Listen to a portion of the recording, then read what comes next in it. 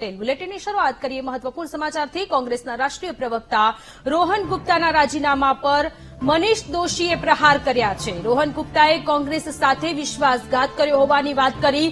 Script પ્રમાણે રોહન ગુપ્તાએ રાજીનામું આપી દીધું છે। રોહન ગુપ્તાના વ્યવહાર અંગે કોંગ્રેસ પક્ષને પહેલેથી જ જાણ હતી। રોહન ગુપ્તાએ રાજીનામું આપ્યું તે કોંગ્રેસ માટે સારી વાત છે। રોહન ગુપ્તાએ રાજીનામું આપ્યું તેમના આરોપ જે છે તે પણ પાયાવિહોણા હોવાની વાત ડોક્ટર મનીષ દોશીએ કરી। 3 વર્ષથી કોંગ્રેસના કોરાણે મૂક્યાની વાત સાચી છે। રાજ્યસભાની ચૂંટણીમાં રોહન ગુપ્તાએ બેંગ્લોર જવાની વાત લીક કરી હતી। અનેક રાજકીય વિશ્લેષકોએ પણ આક્ષેપો કર્યા છે। કોંગ્રેસને ખબર હતી કે તેઓ પક્ષ છોડીને જવાના હતા। અમારા કાર્યકરો ફટાકડા ફોડે તો નવાઈ નહીં, કોંગ્રેસનો ઉપયોગ કરીને પદ અને પ્રતિષ્ઠા મેળવી હતી। ટિકિટ મળી અને પિતાની તબિયતની વાત કરીને રાજીનામું આપી દીધું। ટાઈમલાઈન નક્કી હતી એ મુજબ રાજીનામું આપ્યું છે। રાષ્ટ્રીય સ્તરે પણ એમના વિશે અમને વિગતો મળી હતી। અમે રોહન ગુપ્તાને પાર્ટીની ઘણી વાતોથી દૂર રાખ્યા હોવાની વાત પણ ડોક્ટર મનીષ દોશીએ કરી। ટૂંક સમયમાં તેઓ ભાજપમાં જોડાશે એ પણ તેમણે ખાતરી આપી। તો કોંગ્રેસના રાષ્ટ્રીય પ્રવક્તા રોહન ગુપ્તાએ રાજીનામું ધરી દીધું છે અને હવે એક બાદ એક પ્રતિક્રિયા સામે આવી રહી છે। ત્યારે ડોક્ટર મનીષ દોશીએ પણ પ્રતિક્રિયા આપી। તેમણે કહ્યું છે કે કોંગ્રેસ પક્ષને પહેલેથી જ જાણ હતી, પરંતુ જો આ વાતમાં તથ્ય હોય તો પછી શા માટે તેમને અમદાવાદ પૂર્વ બેઠક પરથી તેમને ટિકિટ આપવામાં આવી। 12મી માર્ચે કોંગ્રેસ પક્ષના પ્લેટફોર્મનો ઉપયોગ કરી પક્ષમાંથી પદ પ્રતિષ્ઠા અને પૈસા સહિતને અનેક પ્રકારની વાત કરે। પક્ષે જ્યારે હજારો કાર્યકર્તા મહેનત કરતા એમાંથી એકને એક જ્યારે આ રીતની ટિકિટની પસંદગી થતી હોય તેમ છતાં પેલા પિતાશ્રીનું નાદુરસ્ત તબિયતની વાત કરીને આગળ કર્યું। ત્યારબાદ પોતે પક્ષમાં અનેક પ્રકારની બાબતોની પોતે પક્ષ છોડવા માટે પોતે જ નક્કી કરી લીધેલું સ્ક્રિપ્ટ પ્રમાણે। એ સ્ક્રિપ્ટેડ પ્રમાણે જેની લખાયેલી તૈયારી યાદી હોય કે આ તારીખે આ કરવું, આ ટાઈમલાઈન પ્રમાણે આ કરવું, આ ટાઈમલાઈન પ્રમાણે આ કરવું, એવી તૈયાર સ્ક્રિપ્ટ પ્રમાણે જ પોતે વર્તતા હોય એ રીતે એમને રાજીનામાનો પત્ર આપ્યો। આ રાજીનામાનો પત્ર નથી, પણ એમના જે પ્રકારની એમની પ્રવૃત્તિઓ હતી એ પક્ષમાં ખુલ્લી પડી જતા સામે આવી ગઈ છે અને આ બાબતથી પ્રદેશનું નેતૃત્વ અને રાષ્ટ્રીય નેતૃત્વ વારંવાર વાકેફ હતું।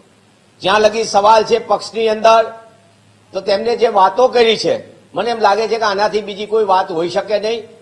કોઈ પક્ષમાં જવા માટે પોતે સ્ક્રિપ્ટેડ પ્રમાણે આગળ વધતા હોય અને એમને જે લખાણ આપ્યું એ પ્રમાણે કરે, પણ બધાએ હકીકત જાણવી જોઈએ કે પક્ષે તેમને આપેલી અને એમને પક્ષે એમને આપી અને એની સામે એમને પક્ષને શું શું આપ્યું અને કઈ પ્રકારના કારનામા પક્ષની અંદર રહીને એમને કર્યા છે એ તમામ બાબતોથી એમને જાણ કરવી જોઈએ।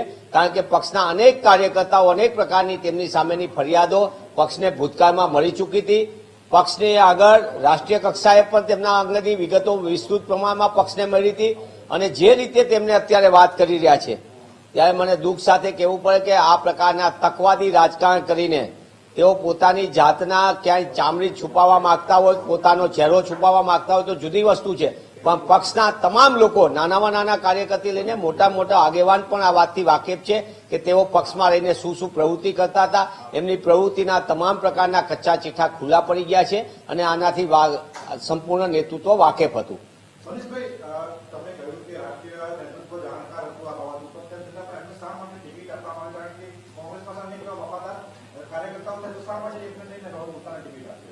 પક્ષે એમને ટિકિટની જાહેરાત કરી હતી। રણનીતિના ભાગે અમે એક ટેસ્ટર તરીકે ટેસ્ટિંગ કેસ કર્યો હતો। અમને એ પણ પહેલા પણ ખબર હતી, અત્યારે પણ ખબર છે અને તે સમયે એમને આઈપી ટિકિટ ત્યારે એની જાણકારી એમની પ્રવૃત્તિ વિશે પણ અમે વાકેફ હતા અને એના કારણે જ અમને ખબર હતી કે આવી સ્ક્રિપ્ટેડ પ્રમાણે થવાનું છે અને એ સ્ક્રિપ્ટેડ પ્રમાણે એમને પ્રવૃત્તિ કરવા ગયા અને રંગે હાથ ઝડપાણા હોય એવી એક પછી એક પ્રકારની એમને એમ થયું કે પક્ષ શું કરી રહ્યો છે। એટલે અમે માનીએ છીએ કે એમના પિતાશ્રીની નાદુરસ્ત તબિયત તો તમામને સહાનુભૂતિ હોય, એમના પિતાશ્રી જલ્દી સ્વસ્થ થાય એવી તમામ લોકોની લાગણી હોય, પણ એમને જે પ્રકારે સ્ક્રિપ્ટેડ પ્રમાણે એક પછી એક વાત કરી મને એમ લાગે છે કે એમનું સ્ક્રિપ્ટ અગાઉથી નક્કી હતી। માત્ર એમને પોતાની ગોઠવણ મુજબની જે વાત હતી અને ગોઠવણ મુજબ ઉપરથી જે આદેશ હતો એ પ્રમાણે એક પછી એક ટાઈમલાઈન પ્રમાણે એઓ આગળ વધતા હતા। એ સામાન્ય માણસને સમજાય તેવું છે ને માધ્યમોને પણ સમજાવવું છે કે એમને કઈ પ્રકારે જવું હતું ને ક્યાં જવું હતું। સૌથી ગંભીર બાબત કહેવાય કે પાર્ટીની અંદર રહીને પાર્ટીની વિરોધી પ્રવૃત્તિઓ કરવી કે પાર્ટીની અંદરની વાતો લીક કરવી, આ કેટલું થયું છે એવું આપ માનો છો? નિશ્ચિતપણે ભૂતકાળની અંદર સ્વર્ગસ્થ અહેમદભાઈ પટેલ જયારે રાજ્યસભાની ચૂંટણી લડતા હતા ત્યારે પણ આ બાબત ગંભીરતાથી આવી હતી.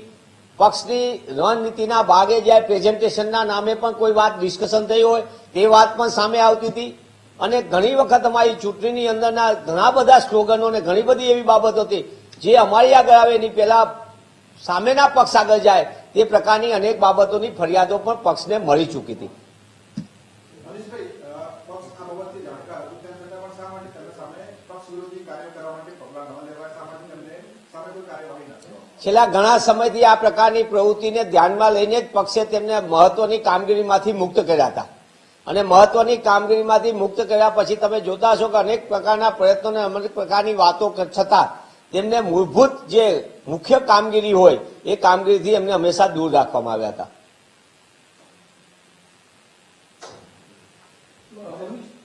મનીષભાઈ, આ જે તમે વાત કર્યા છો તેમાં કોઈ સ્પષ્ટ